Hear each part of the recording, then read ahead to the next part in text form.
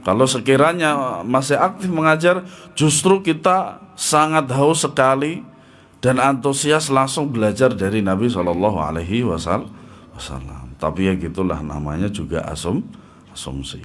Nah, sesungguhnya sebaik-baik kalian adalah generasiku, karena di dalamnya ada Nabi Shallallahu Alaihi Wasallam.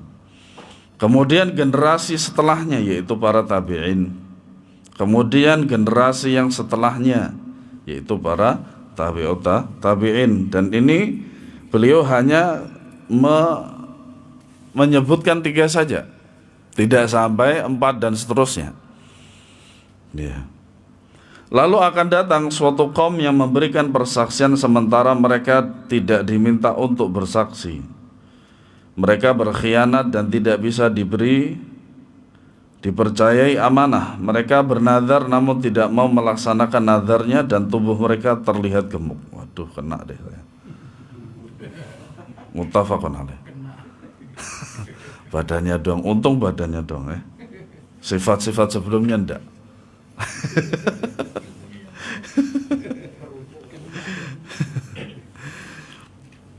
Zahir hadis ini terlihat bertentangan dengan hadis yang lalu.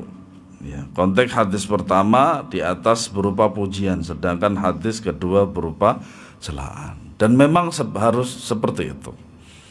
Makanya salah seorang imam ahli hadis rahimahullah membuat atau mencatat atau menulis karya tulis dalam sebuah kitab namanya At-Targhib wa Tarhib. Ya. Dalam hidup itu harus ada pujian dan ada celaan. Pujian adalah untuk sesuatu yang memang dia melakukan hal terpuji. Celaan adalah melakukan hal yang buruk, tentu saja begitu. Dan tidak mungkin sebaliknya, orang melakukan sebuah keburukan kok dipuji. Ya. Dan biasanya hal itu adalah satu mazhab. Ya, satu mazhab. Nah, kedua hadis ini bisa dipadukan dengan mengartikan bahwa celaan tidak ditujukan terhadap persaksian sebelum diminta, tapi lebih karena persaksian itu tidak benar. Sebab kesaksian tersebut diberikan guna membenarkan berita bohong, memakan harta secara batil dan mengambil hak orang lain. Makanya disinilah para jamaah rahimakumullah, ya, hadis-hadis yang semacam inilah yang akan memberikan kabar gembira bagi orang-orang yang terzalimi. Ya. Sekiranya dia orang kecil berhadapan dengan orang besar berkuasa, ya, hadis-hadis yang semacam inilah yang akan membuat mereka itu bahagia. Kenapa demikian? Sekiranya dia kalah di dunia, dia bisa berdoa kepada Allah keburukan. Gitu. Makanya orang-orang yang terzalimi itu diijabahi doanya oleh Allah Subhanahu wa taala. Ya. Makanya disinilah Nabi SAW bersabda, ittaqu da'watal mazlum. Dan takutlah kalian atau waspadalah kalian dari doanya orang-orang yang terzalimi.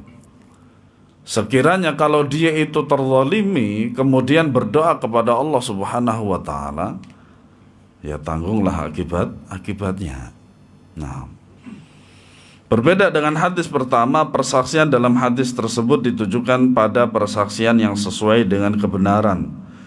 Semata-mata ia disampaikan untuk menegakkan keadilan dan kebenaran.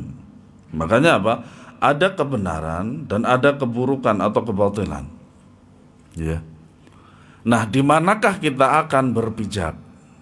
Di manakah kita akan berdiri?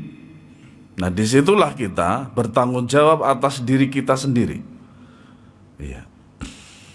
Dengan demikian dari dua hadis tersebut bisa disimpulkan bahwa persaksian yang diberikan sebelum diminta adalah perbuatan baik bila memang digunakan untuk menjaga hak orang.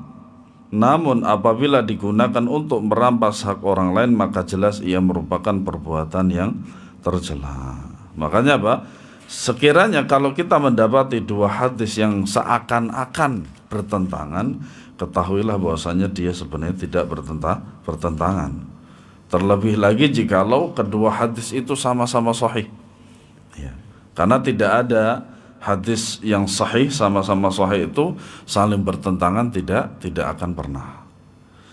Faedah dari hadis ini yang pertama, celaan bagi orang yang terburu-buru memberi persaksian tanpa diyakini kebenarannya dan ketika ia tidak dibutuhkan. Ya. Makanya apa? Celaan dan pujian itu bagi seorang itu dalam kehidupannya sehari-hari itu perlu. Ya. Bahkan sangat penting sekali. Ya. Yang kedua, sebaik-baik generasi adalah para sahabat radhiyallahu anhum, karena Nabi SAW ada di dalamnya.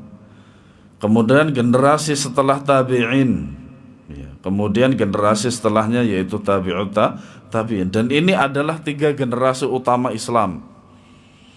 Ya, pada zaman mereka lah yang disebut dengan zaman keemasan Islam. Ya.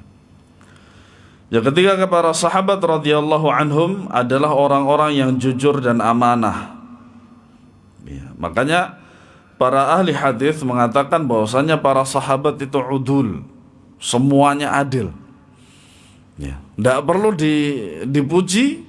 Kenapa demikian? Karena Allah dan Rasulnya lah yang telah memuji mereka. Makanya tidak ada pujian yang lebih tinggi daripada pujian dari Allah dan Rasulnya. Ya. Bahkan dalam istilah hadis namanya mubham. Mubham itu adalah salah seorang sahabat yang ada di dalam hadis tersebut, ya, tapi dia tidak diketahui siapa itu. Itu mubham istilahnya. Tapi kalau untuk seorang setelah para sahabat disebut dengan majhul. Dan majhul itu terbagi menjadi 2, ada majhulul hal, ada majhulul ain. Itu. Mubhamnya sahabat aja dalam sebuah hadis itu la yadhurrul hadis. Tidak memudaratkan hadis sama sekali. Ya. Apalagi para sahabat yang dikenal dengan keilmuannya masyhur. Ya. Yang keempat, kita diperintahkan Allah dan Rasulnya Sallallahu Alaihi Wasallam supaya mengikuti cara beragama dan manhaj para sahabat. Nah, inilah yang sahih. Ya. Yang kelima, keutamaan seorang dilihat dari kejujuran, amanah, pemenuhan janji dan nazar. Bukan dari gaya hidup yang mewah, banyak makan dan pakaian yang indah, tidak juga. Ya. Yang keenam, wajibnya menunaikan nazar. Aslinya nazar itu tidak wajib, tapi kalau sudah diniatkan maka dia menjadi wajib nazar itu. Ya. Yang ketujuh, haramnya berkhianat, dan dia termasuk ciri-ciri orang munafik. Yang kedelapan, hendaknya seorang muslim menghindari dirinya dari sebab-sebab kegemukan badan. Kena lagi saya. Antum gak ada ya? Ya Allah, ya Rabbi.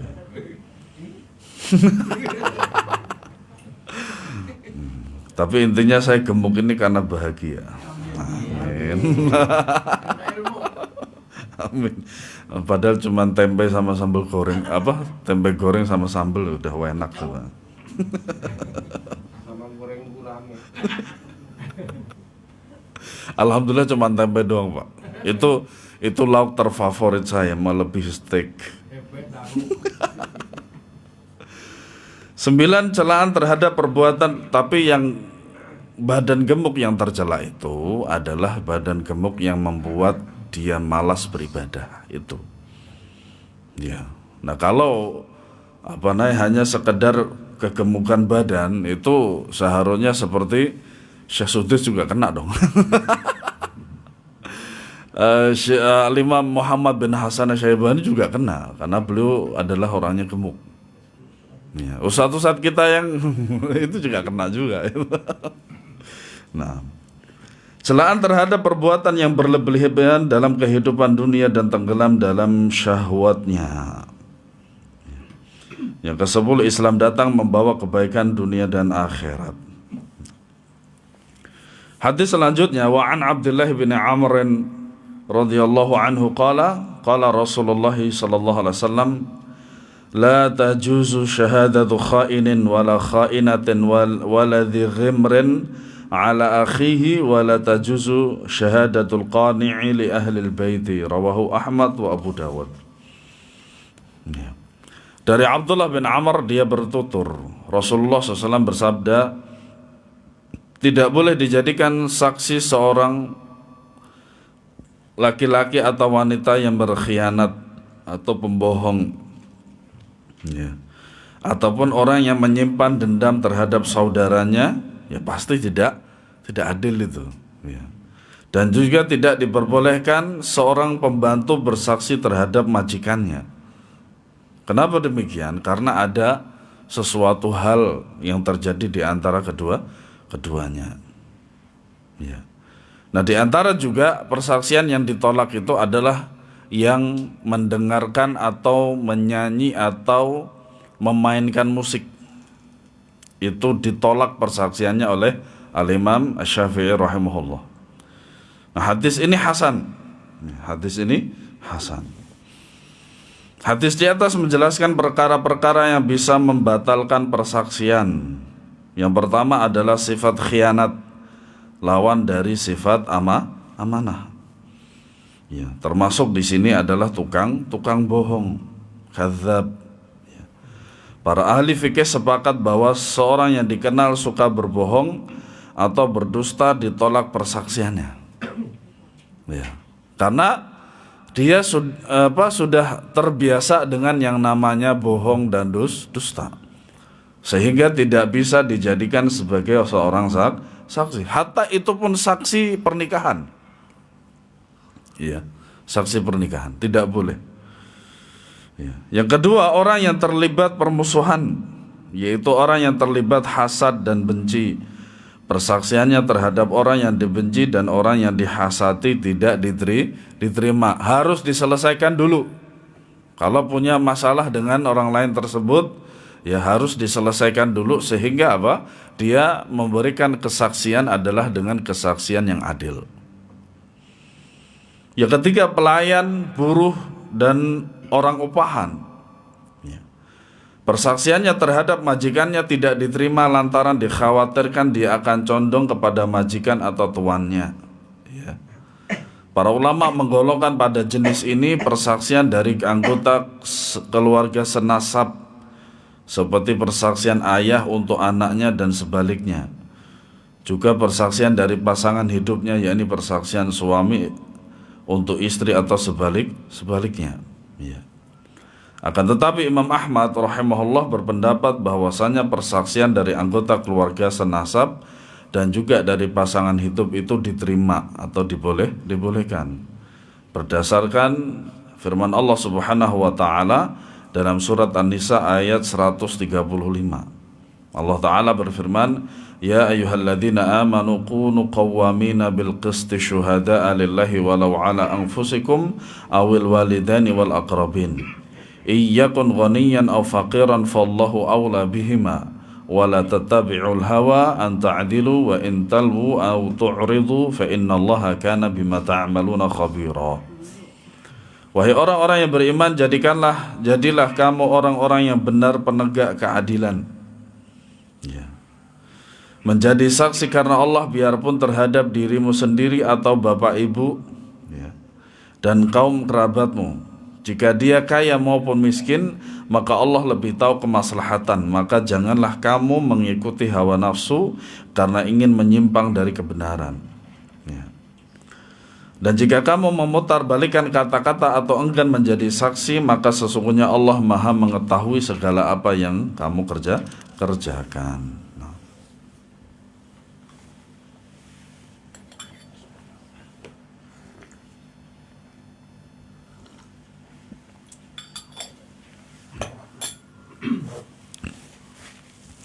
Hadis selanjutnya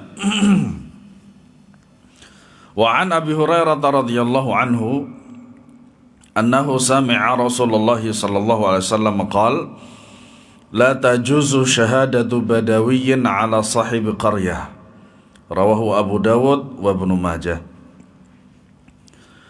Dari Abu Hurairah radhiyallahu anhu bahwasanya dia mendengar Rasulullah sallallahu alaihi wasallam bersabda, Arab Badui, yaitu Arab pedesaan primitif, ya, tidaklah, ya, boleh menjadi saksi terhadap orang kota, Hadis ini sahih.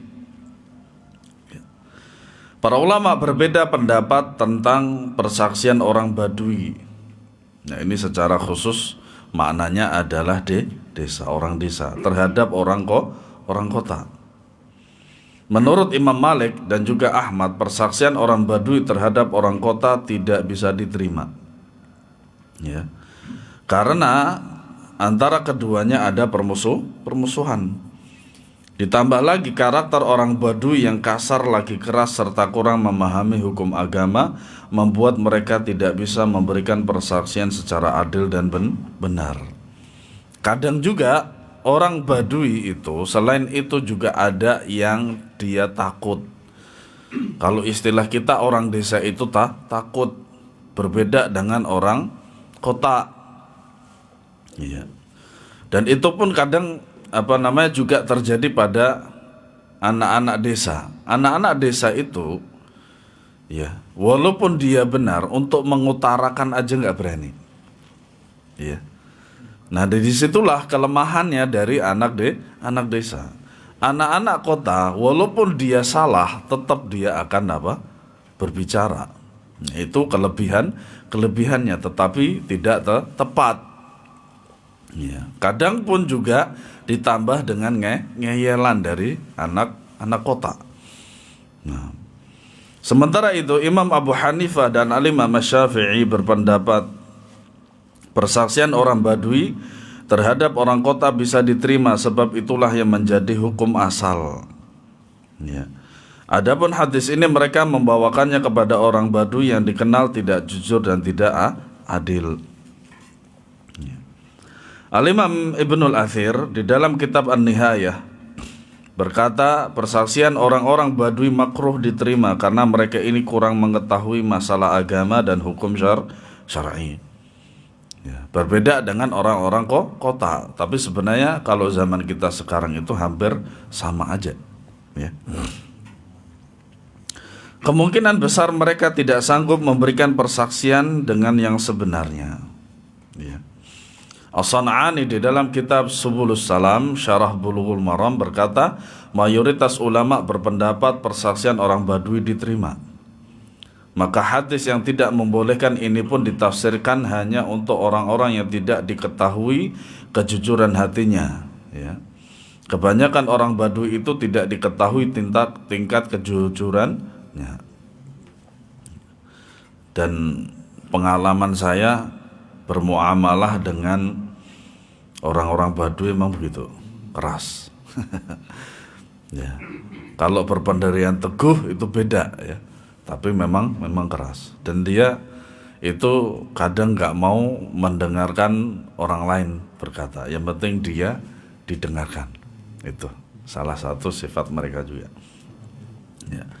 Kesimpulannya, persaksian orang yang dikenali kejujuran dan juga kelurusan sifatnya dalam hal agama bisa diterima, baik persaksian atas diri mereka sendiri ataupun atas orang kota. Itulah hukum asalnya selama tidak didapati perkara-perkara yang ia dapat menghalangi diterimanya sebuah persaksian. Nah, ini adalah kaidahnya seperti itu.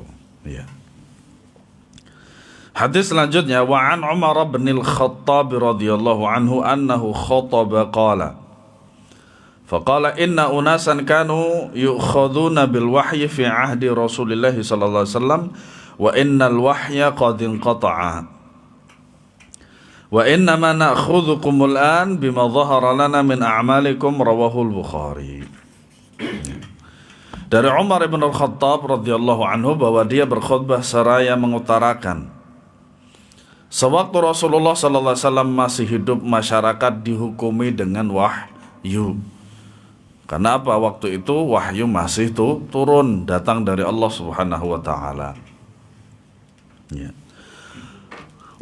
Wahyu itu sudah terhenti dan sekarang kami menghukumi kalian, memutuskan hukum berdasarkan apa yang kami lihat dari perbuatan kalian. Tapi tetap ada dasar utamanya, yaitu hukum syar'i. Hukum agama itu. Ya. Sehingga melihat perkara itu adalah dengan kaidah agama, bukan hawa nafsu. Ya. Athar dari Umar radhiyallahu anhu ini menerangkan bahwa persaksian diterima berdasarkan apa yang dilihat. Sesuatu yang tersembunyi tidak menjadi patokan dalam bab ini. Ya. Karena apa? Makanya Al-Imam Syafi'i rahimahullahu taala ya, mengatakan bahwasanya kita nahkumu 'ala dhawahir wallahu yatawalla sarair. Kita menghukumi secara zahir, adapun secara rahasia itu adalah urusan Allah. Ya. Ibnu Katsir dalam kitab Al-Irsyad meriwayatkan bahwa ada seorang laki-laki memberikan persaksian di hadapan Umar. Kemudian Umar pun berseru kepadanya, "Aku tidak mengenalmu, datangkanlah orang yang kenal denganmu." Ya. Syekh Taqiyuddin menjelaskan khabar pernyataan orang fasik tidak serta-merta tertolak, namun harus ada tabayyun. Harus ada tabayyun. Rasulullah SAW semasa hidup beliau mengetahui orang-orang munafik. Beliau juga memberitahu kepada mereka, memberitahu mereka kepada beberapa sahabat, di antaranya Hudzaifah. Ya. Makanya Hudzaifah itu radhiyallahu anhu dikenal dengan sirrur Rasul sallallahu alaihi wasallam, penjaga rahasia Nabi sallallahu alaihi wasallam. Adapun setelah beliau wafat, maka tidak diketahui kejujuran dan kelurusan agama seorang melainkan dari apa yang terlihat darinya. Ya. Maka itu riwayat Umar ibn al-Khattab di atas merupakan dasar diterimanya persaksian orang yang tidak diketahui ada keraguan pada agamanya. Faedah dari hadis ini yang pertama, yang mengetahui apa-apa yang tampak dan tersembunyi hanyalah Allah. Ya. Kedua, menghukumi seseorang berdasarkan apa yang terlihat darinya, bukan yang tersembunyi darinya. Ya. Yang ketiga, wahyu sudah terputus dengan seiring wafatnya Rasulullah Sallallahu Alaihi Wasallam. Yang tidak terputus itu adalah wahyu siapa? Syaitan. Yang keempat, diterimanya persaksian seorang muslim yang adil, dan jujur. Yang kelima, hukuman dijatuhkan atas dasar bukti yang tampak dan terlihat. Kalau tidak terlihat maka tidak dihukumi. Ya. Yang keenam, Nabi SAW semasa hidupnya tahu perihal orang-orang munafik. Beliau sampaikan dan sebutkan nama-nama mereka kepada Hudzaifah ibnul Yaman, dan untuk menjaga rahasia Rasulullah Sallallahu Alaihi Wasallam. Yang kedelapan, Allah Subhanahu Wa Taala mengabarkan kepada nabinya ihwal orang-orang yang kondisi batinnya menyelisih kondisi lahirnya, yaitu orang-orang munafik yang dilaknat Allah. Yang kesembilan, agama Islam sudah sempurna. Syukran. Ya. Siapakah yang menyatakan bahwasanya agama Islam itu sudah sempurna? Allah Subhanahu wa ta'ala. Adakah yang membantah Allah? Ya.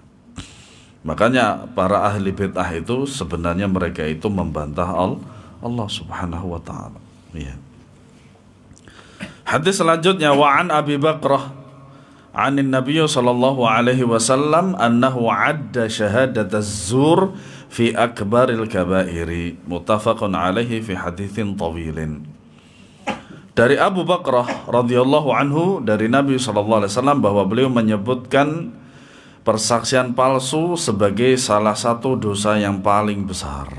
Nah, antum bisa lihat penjelasannya di kitab Al-Kabair. Hadisnya sahih, diriwayatkan oleh Al-Imam Bukhari dan Muslim dalam hadis yang panjang. Hadis ini menjelaskan bahwasanya memberikan persaksian palsu merupakan dosa besar. Ya, dosa besar itu kadang langsung dirasakan oleh pelakunya, kadang tidak. Ya. Kalau dosa besar itu langsung dirasakan, itu supaya dia sadar secepatnya. Ya. Kalau dosa besar itu akibatnya belum langsung dialami, itu Allah memberikan apa? memberikan dia kesempatan untuk bisa bertaubat. Ya. Karena banyak sekali keburukan dan mafsadat yang timbul akibat persaksian palsu ini. Di antaranya sebagai berikut. Yang pertama, menjadi salah satu sebab terampasnya harta hak orang lain secara batil. Yang kedua, bisa menjadi penyebab seorang hakim memutuskan hukum yang tidak sesuai dengan kebenaran.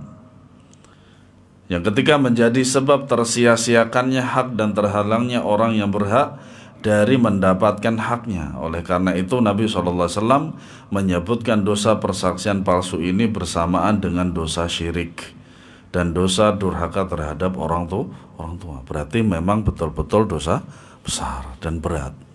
Ya. Hadis selanjutnya, wa an Ibnu Abbas radhiyallahu anhu anna Nabiy sallallahu alaihi wasallam qala li rajulin. Nah, inilah yang disebut dengan mubham. Rajulun itu tadi. Tara syamsa qala na'am. Qala ala mithliha fashhad aw da'. Akhrajahu Ibnu Adi bi isnadin dha'ifin wa sahahu al-Hakim fa akhta. Nah, hadis ini dhaif, diriwayatkan oleh Ibnu Adi dalam kitabnya Al-Kamil serta Al-Hakim di dalam kitab Mustadraknya. Ya, tapi ini hadisnya dhaif. Ya. Nah, hadis selanjutnya, wa an Ibnu Abbas radhiyallahu anhuma anna Rasulullah sallallahu alaihi wasallam qada bi yaminin wa syahidin. Akhrajahu Muslimun wa Abu Dawud wa Nasa'i wa qala isnaduhu jayyid. Dari Ibnu Abbas radhiyallahu anhu bahwasanya Rasulullah SAW menetapkan hukum dengan berdasarkan sumpah dan keterangan dari seorang saksi. Ya. Hadis ini sahih, diriwayatkan oleh Imam Muslim, Abu Dawud dan Nasai. Dan kemudian dari jalur Ibnu Abu Hurairah. Kalau tadi Ibnu Abbas, sekarang Abu Hurairah wa mithlahu. Akhrajahu Abu Dawud wa Tirmidzi wa sahahu Ibnu Hibban. Ya, hadis yang serupa diriwayatkan oleh Abu Dawud, Tirmidzi dan disahihkan oleh Ibnu Hibban. Ya. Makanya kadang kita mendapati sebuah hadis yang sama matannya tapi berbeda jalurnya. Hadis ini menjelaskan bahwa sumpah dari pihak penggugat dapat menggantikan kedudukan seorang saksi apabila dia penggugat hanya memiliki satu orang saksi. Demikian pendapat Malik Asy-Syafi'i, Ishaq bin Rahawayh, Ahmad bin Hanbal dan jumhur ulama. Mereka berkata boleh menetapkan keputusan hukum berdasarkan keterangan satu orang saksi dan sumpah si penggugat dalam kasus yang berkenaan dengan harta. Kenapa? Karena syaratnya harus dua saksi itu. Adapun selain kasus harta, mereka berkata harus mendatangkan dua orang saksi. Satu orang saksi nggak cukup. Ya. Abu Hanifah berpendapat harus mendatangkan dua orang saksi, baik dakwaan dalam perkara harta maupun perkara lain. Ini perbedaan pendapat di kalangan para ulama. Ya. Hadis-hadis yang tercantum di dalam bab ini yang diriwayatkan oleh sekitar 23 orang perawi merupakan bantahan terhadap pendapat Imam Abu Hanifah. Masya Allah. Apalagi ke-23 perawi ini semuanya sahih. Oh, subhanallah, kuat banget itu. Iya. Ibnul Qayyim memberikan sebuah bantahan yang bagus terhadap pendapat terakhir ini dalam kitab Turuqul Hukmiyah. Dia berkata, At-Tirmidzi, Ibnu Majah, Abu Dawud meriwayatkan hadis dari Abu Hurairah bahwasanya Nabi SAW memutuskan hukum berdasarkan sumpah pihak penggugat keterangan seorang saksi. Makanya Nabi SAW bersabda, Al-bayyinatu 'alal mudda'i wal yaminu 'ala man ankar. Nanti semoga kita bisa mengulang lagi kaidah fikhiyah. Itu sangat penting sekali. Ya. Dalam Marasil Malik dikatakan Nabi SAW memutuskan hukum berdasarkan sumpah pihak penggugat dan keterangan seorang saksi. Abu Zinad bin Amir bercerita, aku menyaksikan Abu Bakar, Umar dan Uthman radhiyallahu anhu memutuskan hukum berdasarkan persaksian seorang saksi dan sumpah penggugat. Demikian juga yang dilakukan oleh Ali di Irak. Ya. Makanya apa? Al-bayyinatu 'alal mudda'i, bagi yang mengaku-ngaku maka dia harus menunjukkan bukti. Dan bagi orang yang mengingkari apa? Adalah dengan bersumpah. Wal yaminu 'ala man angkar. Ibnul Qayyim al-Jauziyah melanjutkan, Imam Syafi'i berkata, penetapan hukum dengan seorang saksi dan sumpah ini sama sekali tidak bertentangan dengan zahir Al-Quran, karena kita menetapkan hukum dengan dua orang saksi laki-laki atau seorang saksi laki-laki dan ditambah satu orang saksi wanita. Ya. Dan bahkan juga ada sebuah kisah yang masyhur antara ibunya Imam Syafi'i dengan seorang qadhi di pengadilan, yang mana seorang qadhi, hakim di pengadilan itu mengatakan bahwasanya seorang wanita tidak boleh menjadi saksi dan tidak bisa menjadi saksi, tapi dibantah oleh ibunya Imam Syafi'i, dan si qadhi, si hakim tersebut terdiam 1000 bahasa. Iya. Jika hanya satu orang saksi saja kita menetapkannya berdasarkan satu orang saksi itu dan sumpah, makanya sumpah itu berat. Sekiranya kalau berat itu tidak berat, maka tidak ada kafarat itu sumpah itu. Ya. Jelas ini tidaklah menyelisih Al-Quran, karena Al-Quran tidak mengharamkan bila mana jumlah saksi lebih sedikit daripada yang disebutkan di dalam Al-Quran. Sedangkan Rasulullah SAW lebih tahu tentang apa yang dimaksudkan oleh Allah. Sedangkan kita diperintah oleh Allah supaya mengikuti apa yang beliau perintahkan. Faedah dari hadis ini yang pertama, bolehnya bagi seorang hakim memutuskan hukum berdasar pada keterangan satu orang saksi dan sumpah dari penggugat. Boleh. Ya, walaupun saksinya cuma satu. Yang kedua, hukum ini berlaku ketika penggugat tidak mampu menghadirkan dua orang saksi atau hanya mampu mendatangkan seorang saksi. Yang ketiga, dalam kasus seperti ini wajib mendahulukan kesaksian satu orang saksi, baru kemudian berpindah kepada sumpah. Ya. Yang keempat, pemutusan hukum berdasarkan satu orang saksi dan sumpah penggugat berlaku pada sengketa harta saja. Adapun masalah hukum had, nikah dan hak-haknya seperti talak dan rujuk, ia tidak berlaku. Wallahu a'lam bishawab. Semoga bermanfaat.